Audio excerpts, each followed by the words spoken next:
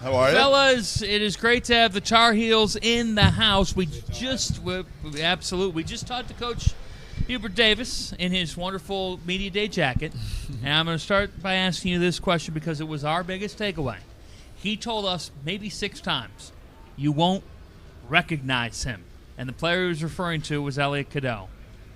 Why won't we recognize him? I mean, Elliot's been extremely great all off season. I mean, just his ability to obviously we know he's super quick, but I think a big jump for him has been he's being more vocal.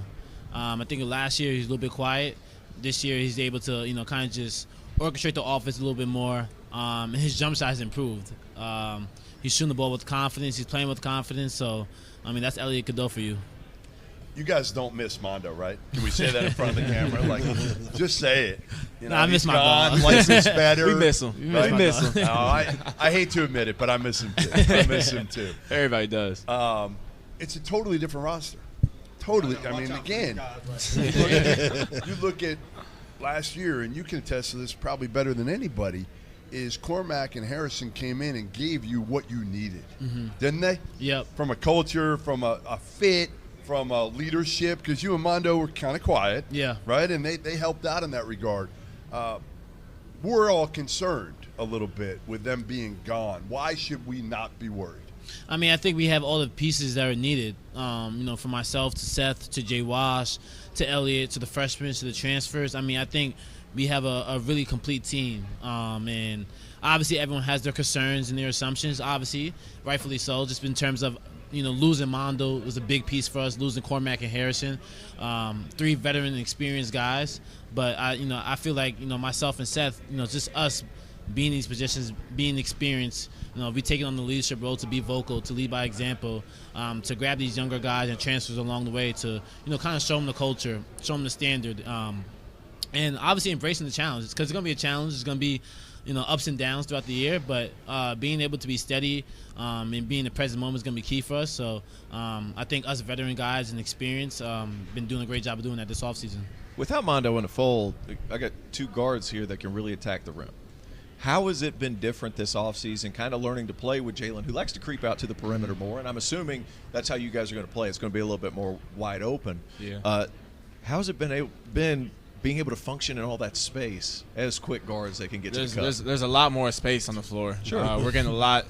We're getting a lot more paint touches. Just us as guards are being able to create a lot more. And I mean, really, just the ball is in our hands. We come down the court, and the first thing we look for is the big. But last year we came down the court. First thing we looked for 5-10 seconds is Armando. So just being able to play with a quicker pace now, getting up the ball faster, and just getting the paint touches is going to open up for everybody. It's a really nice way of saying Armando was always in the way. In a good way, though. In a good way. He made our job easier. Sure. I mean, he made our job easier Sorry, for you can be 5 honest. years. So we miss him, but Was it only 5 years? I felt like 8. yeah, they're like 8. Hey, they're saying the same thing about you. I know, I'm embracing it. That's right. Yeah. I've reached Unk status now. Take me through your decision-making process, because I don't know if we necessarily expected you to come back to school. You tested the waters, you looked at the NBA, and you decided to come back. Why and how did you let Hubert know that you were back for another season? Yeah, I mean, it was a hard decision to be made. It probably won't be the only decision and the only hard decision I ever have to make in my life, but I really took a lot of time and thought into it just to make sure I was making the best decision for me. The reason I came back was, I just felt like I had some unfinished business, and what that is there's still a national championship left on the table for me and for our university to go ahead and grab. And it came up short twice from my sophomore year, and then just in terms of our build of the team that we had last year. So 2 great opportunities, but I felt like everything happens for a reason. I'm a big believer in that, and kind of just understanding my legacy and how I want my legacy to be remembered here. Obviously, playing at University of North Carolina comes with a lot of you get a lot of grateful opportunities and a lot of perks that come with it, and it's hard to say no and hard to leave that off the table, especially when you have another year thanks to COVID. But I let Coach Davis know by just we've stayed in contact throughout the whole process. There wasn't a time where we didn't communicate about what was going through my mind, and obviously the relationship we've had and we've built, I was able to rely on him just to kind of just ask for advice, and just kind of just for him to hear me out. And he always said throughout the time, just whatever decision you make, I'm all behind you. I have you have all my support. So that meant a lot to me. Yeah, and Seth, when you found out that he's coming back, are you guys celebrating in the locker room? Yeah, we were super happy. I wasn't in the locker room at the time, but I mean, we were talking throughout the whole thing. Yeah, Where were you? I was in. It was I was in Florida. I was in New York. So. Yeah, I was in Florida, so we both took a little bit of time off. Maybe some time we shouldn't have taken off, but we did. How much did NIL factor in? I mean, I talked to Armando about it last year, and obviously, if NIL's not in the table, probably not here. Right. Right? I mean, I think NIL has been, great just in terms of us athletes being able to take advantage of our name, image, and likeness, and it's been phenomenal, obviously, just with, brand deals and kind of just putting yourself out there a little bit. But at the same time, having the 5th year, even if NIL wasn't on the table, I probably still would have came back just in terms of wanting to fulfill, obviously, just the great environment I have built at University of North Carolina, but at the same time, like just a legacy and records that I could break. And it's hard to say no to that. I mean, I still have a chance to winning National Player of the Year. I was in discussion with that last year.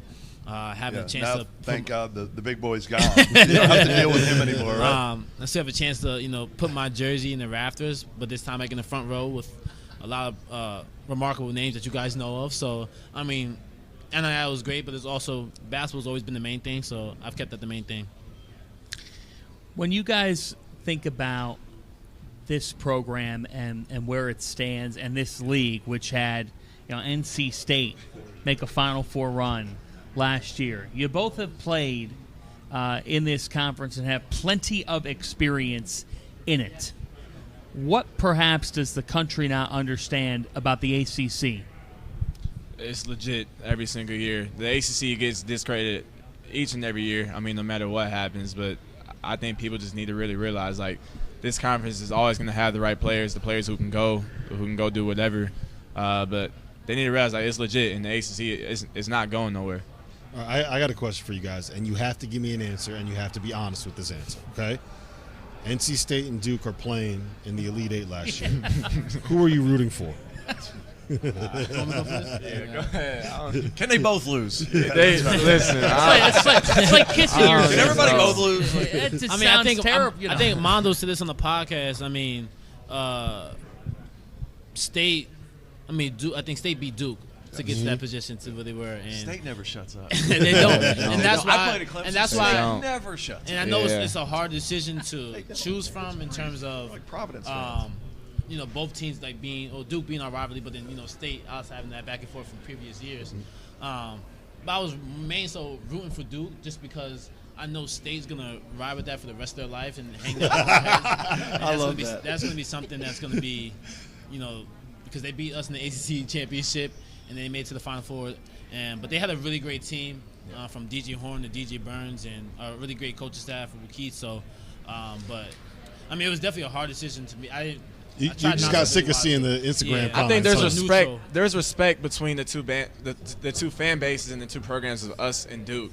And then I don't know, with State, it just feels like there's kind of no respect brother. there. There's Is it just little brother? there's just that hatred, like annoying. Yeah. There's just that annoying hatred that's always there. I gotta ask you this. I think you're one of the best on-ball defenders in the country. This team overall, though, you guys aren't the biggest team. Nope. This isn't your typical huge at the 4, huge at the 5. What do you guys look to present defensively to opposing teams? It could be a little bit different than what we've seen in recent times. I mean, grit. Yeah, Is it going to be more ball pressure? A lot more ball More pressure. switchability? What do you? A lot more switchability through the 1 through 4. A lot more grit and on-ball pressure, even from the bigs.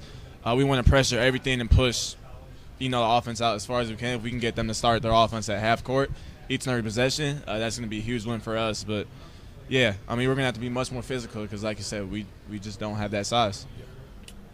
Mondo told me that you're not a good golfer. Is that true? I'm a better golfer than Mondo, that's for sure. Yeah, 100%. He said Jeremy Roach kicked your butt. Yeah, because Roach actually practices golf every day. Really? Yeah, so he's really got into it. I'm just now getting into it. I'm not really. I'm just not getting into it, man. It's so hard. It's frustrating.